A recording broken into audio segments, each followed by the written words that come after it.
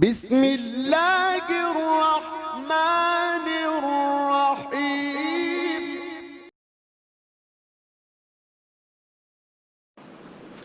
بسم اللہ الرحمن الرحیم۔ سوال کیا گیا ہے کہ قربانی کے 7 حصوں میں سے عموماً ایک حصہ حضور پاک صلی اللہ علیہ وسلم کے نام سے رکھا جاتا ہے، اس کی شرعی حیثیت کیا ہے؟ جی، قربانی کے 7 حصوں میں سے کوئی شخص اگر حضور پاک صلی اللہ علیہ وسلم کے نام کا بھی ایک حصہ رکھنا چاہے تو رکھ سکتا ہے، یہ بڑی سعادت مندی کی بات ہے۔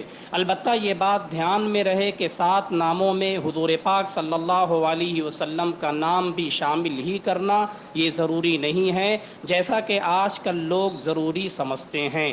گھر کے افراد میں اگر 7 لوگوں پر قربانی واجب ہے تو پہلے ان 7 لوگوں کی طرف سے قربانی کی جائے۔ ہاں، اگر سب کا واجب ادا ہونے کے بعد بھی حصہ بچتا ہے تو پھر کوئی مضائقہ نہیں ہے۔ دیکھیے المسائل المہمہ، جلد نمبر 11، صفحہ نمبر 172۔